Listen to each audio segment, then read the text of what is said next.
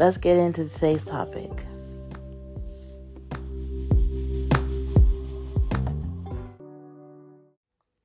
Okay. Sometimes I get into these topics and I'm like, it's just going to be one hit and done. And then I start talking and I'm like, you know what? Let's do a part 2. Let's do a part 3. This is one of those episodes, I guess. So part 3 of Mother Wounds is the grief piece. Because this piece is actually really important. Like I talked about the happiness, the restoration, but the grief piece is really important. I did touch on it a bit, but growing up, watching other people have their mom or have relationships with their mother, watching Mother's Days and watching TV moms, and I wished and wanted and prayed for something different. I always felt like something was missing, and it was hard because my mom was alive. She didn't die. Happy that she didn't die. But I still felt like I was grieving a relationship. I still felt like it was a loss at that time. I still felt like, well, what do I do now?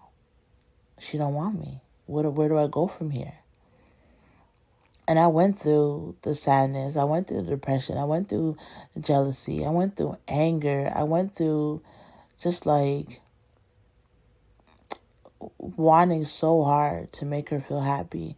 And then like watching her relationship with my sister, watching how they were such good friends, or watching how my mom talked so well about her, and then watching how she talked about me. Like it was hell on earth. Let me say that. It was literally, it felt like hell on earth. It felt like torment. It felt like, why was this the case? It felt like, why was this my life? Like, why did I have to go through this? Why was I the one who was abused, but now I was the one being punished? Why did I lose out on so much? Why did I lose out on a mother? Why didn't she want to teach me certain things? Like, why did I have to kind of teach myself? And there's not always answers for whys.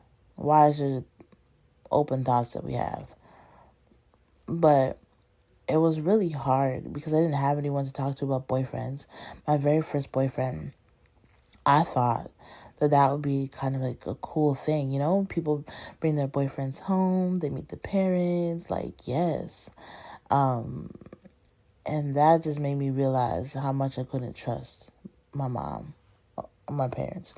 But my mom specifically, because she was really just whining bad. She really was just making a big fuss about who this man is and what he does and all this other stuff. And her high expectations made me feel inadequate. And so I lived feeling pretty inadequate for a really long time until I moved out. And even after I moved out, actually, it's not easy to grieve a parent who's alive. It's not the same thing as grieving a parent who has passed. Not at all. Because I knew that I could speak to her. I just knew that it was going to be met with pain. It was probably met with questioning, or just her saying things that would really piss me off. And like, I had to weigh the cost of talking to her or not. And so I had to make a decision, like I said at one point, to not talk to her. I had to choose to fight for my peace. And a part of that was cutting her off. That part hurt. How do you cut off the person who gave you life? How do you cut out the person who you knew was trying in some ways, who had provided so much for you, but at the same time made you feel so bad that you wished for death sometimes? Grieving a parent who's still alive is challenging, because you know at any point that they could pop up. But then you're like, but when they do pop up, you're like, but what do I say to you? I don't even really know you. What am I supposed to accept from you? And it's an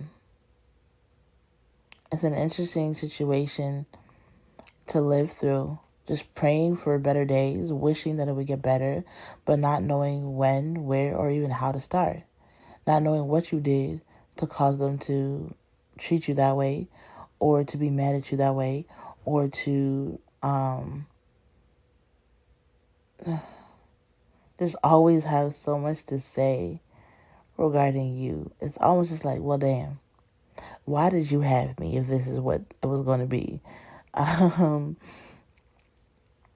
so when it came to the grief, I really felt like I lost a lot. I had a dad that loved me. In my head, this is what I was saying. I'm like, I had a dad who loved me, who wanted to keep me, who didn't speak too much about the assaults, to be honest. He didn't make up a big stink. He didn't say a whole lot on it. I mostly heard verbally from my mom how she thought about it. So I knew how she felt about it. And then also because she worked so much to provide, she wasn't actually at some of my recitals or my showcases or the things that I did. My dad normally came, and because he worked later, right? And so as I grew, I'm just like, well, I'm not even gonna invite her to it because she's too busy. She's not gonna be available. It really put me in a space of wanting, searching, seeking for more, for greater, praying that God would bring me somebody, that I would be mentored by somebody, or that somebody would see me and want to take me on. The grief left me in a space of confusion, in a space of loss, but not understanding how I lost her. And then also putting a lot of blame on myself for losing her. I didn't understand how I lost her, but I understood that it was my fault. I understood that I did this, and this caused her to walk away. This caused her to not want anything to do with me. This caused her to want a different daughter or something. And then there's the famous, what parents do, compare you to this other person. Compare you to, oh, well, why can't you be like this? Oh, this person went to school, and it just makes you feel lower and lower and lower. And so the loss of my mom hurt me for a really long time. I would tell my friends about it. I would talk about it like, oh, man, I wish I could call her, but I know it's just going to be met with this. I know it's just going to be met with that. So I'm not even going to do that. I'm not going to call her. I'm not going to say nothing. And I had to just parent myself for a while. I had to Google and YouTube how to do certain things. I had to learn I lived in a building with other women and children. And in the basement, there was this lady there. Her name was Audrey. And she was really dope. She was the mother to many of us there. And I had to go and ask her a lot of questions or have a lot of conversation with her. Now, the difference is she's not my mom. She wasn't put through the same things that I had gone through. So she would have a different perspective. But during that time, that's really how I supplemented. That's really how I managed. I found other people to kind of not play the role, but who would give me advice, who would show me the ways to go in certain things, who would show up and kind of mentor me in different areas that I just didn't know because I wasn't asking questions. I wasn't asking my mom questions, and there was nobody else for me to ask. And so I grew up pretty independent, learning a lot of things for myself. That's what grief did for me, is I had to teach myself a lot of things. I had to show myself a lot of things. And again, not just to say that she wasn't there, she was. But I was grieving the relationship because I knew of how much of a disappointment I was to her. And we were fighting so often that moving away was the only peace that I got, the only way that I could keep my mind sane. And that I could raise my son, because it got to a point where he was calling my mom, and she wasn't really correcting him. And that made me feel really bad. So I'm like, but I'm his mom. I didn't want him to be raised as my little brother. I wanted him to be raised knowing that I'm his mother. And I wasn't getting that in this household. I couldn't get that in this environment. And so I had to create the separation. And I had to really be like, that's grandma and I'm your mom. It's weird, because for my dad, I just let him call him daddy. But that's also because his dad wasn't in the picture. If his dad was in the picture, I would have set the boundaries. But I didn't have to in that situation. The boundary was, I'm the mother, and this is how I'm treating you. This is how I'm raising you. This is what I'm providing for you. And so this void was left when it came to grieving her not being around, her not being in my space, her not being somebody that I could count on, really. And then at some point, I got a mentor, and it felt like my prayers were answered. It felt like, man, finally, I've been praying for a mentor. I've been asking God for this person to come into my life to really show me what I'm supposed to do as a woman, where I'm supposed to go, how I'm supposed to talk to boys, all these other things that TV tells us that mothers are supposed to teach us. And that was the thing. I said this many times, like, but them TV relationships, learning from those moms on TV, like, that was also a part of what I had to do. Learning, oh, that's how you speak to somebody, or that's how you treat somebody, or like that's what a mom is supposed to, I guess, according to TV, look like. And so when I did get this mentor, it felt like somebody could take me under their wings, and I could really grow, and it would be really cool. The only thing is she didn't have kids, and that's not always an issue, but in this case it was. Because she didn't have her own kids, she took a lot of her advice from how her mother raised her, because she said her mom did a fantastic job, which is cool, but every child is different. And so in certain circumstances, she really like helped me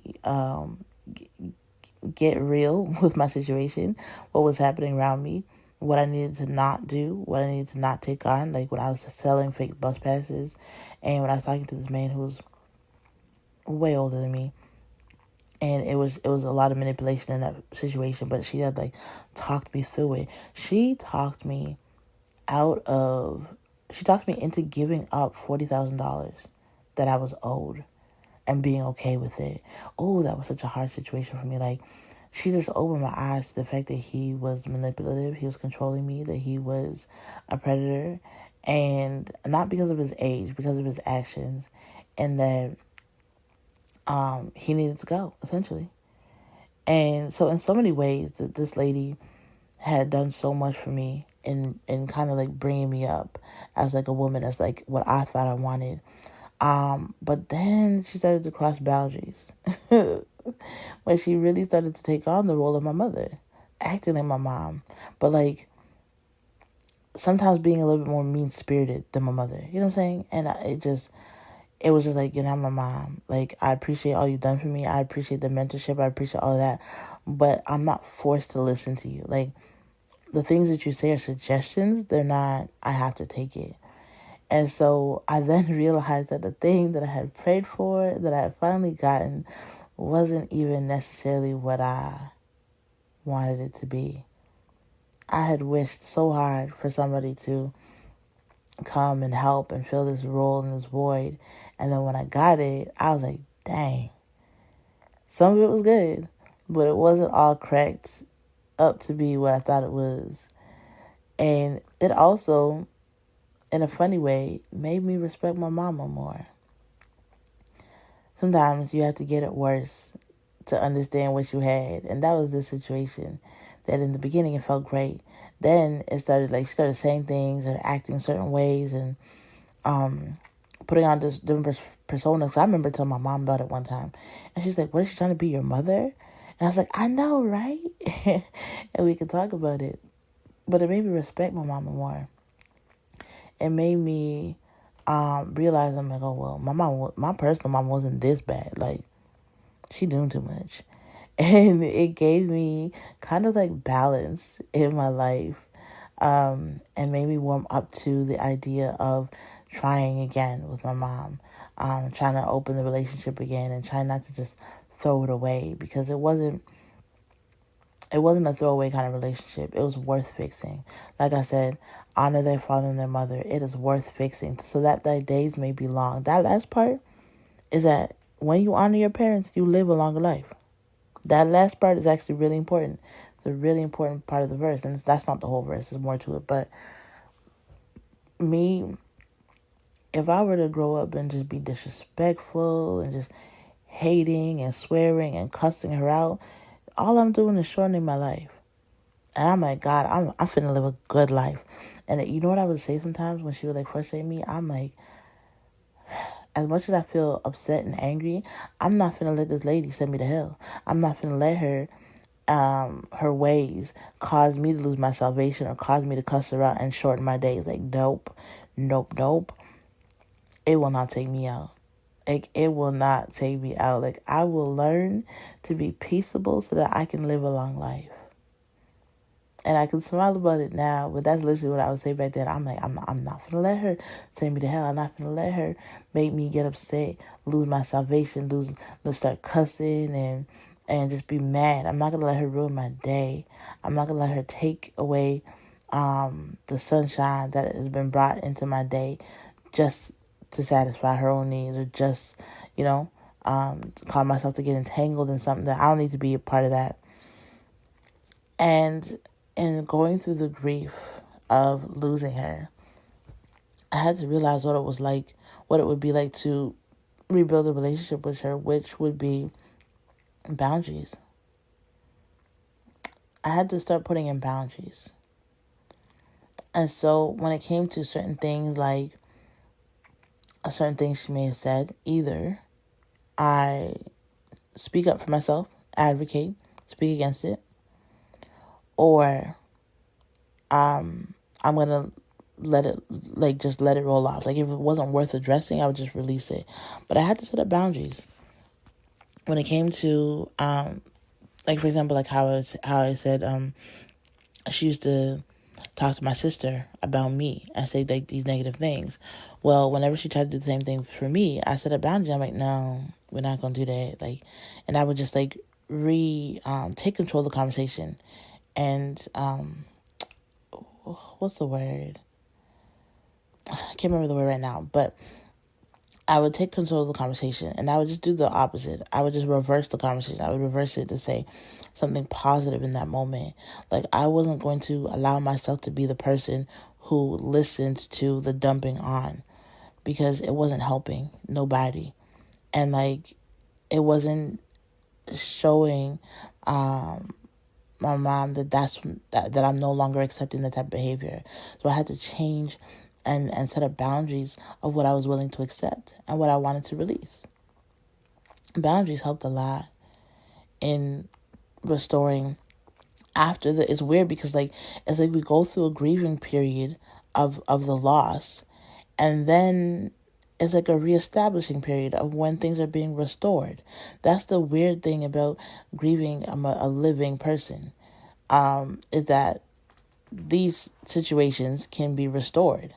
Now, if the person dies for real, then you have to live with that, and you kind of have to do all the restoration on your side from how you feel, releasing anger, hurt, and pain for the dead. But no, I had a second chance at really restoring this thing, going through grief, and then coming to a point where now I gotta build it back from scratch. Now I gotta reestablish the love. Now I gotta stop. I used to, let me just say it this way. It used to get so bad that I was just really numb to everything. I had no opinion about anything. I was really numb to who this person was. And God has restored it to now I have emotion. Now I'm like, man, I want the best for you. Now I see things in a new way. And I got to come out of the grieving period to step into a period of love, to step into a period of reestablishing and reaffirming the relationship, where we have boundaries, where I do my best to be helpful, where I acknowledge certain things that I've gone through, that she's gone through, and that she continues to go through, and where I set it up in a way that is very meaningful, that we're creating good memories now. The memories that I have aren't just the negative ones. I now have the new memories to replace those old ones. Now, will I always remember those things? Yes. But those aren't the memories that I immediately draw for. Those aren't the memories that I'm immediately talking about. Like, I'm going to talk about the fun things. I'm going to talk about the new ways, the new things that I've learned, and the new ways that we're moving forward, and we're walking out of a situation that was once painful, but that God has restored. And God has restored it so beautifully. I cannot take the credit because I could not do this on my own. It was a partnership deal, because along the way of me healing and changing, she had to as well. If she hadn't changed any of her ways, if she didn't learn to do something to speak better, or to be more empathetic, or to put herself in my shoes, or none of that, then this thing wouldn't work.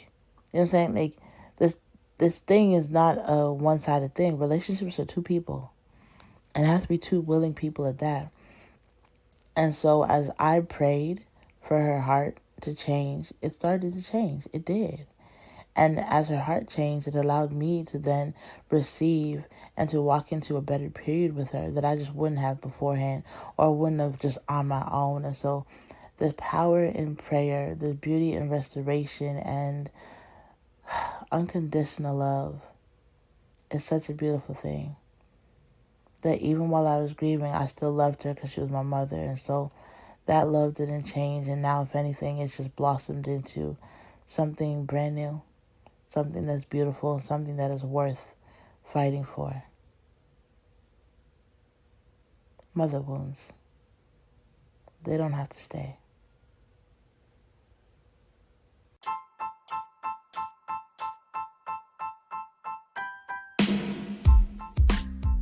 Hey, thank you so much for listening to the Lips and Language podcast.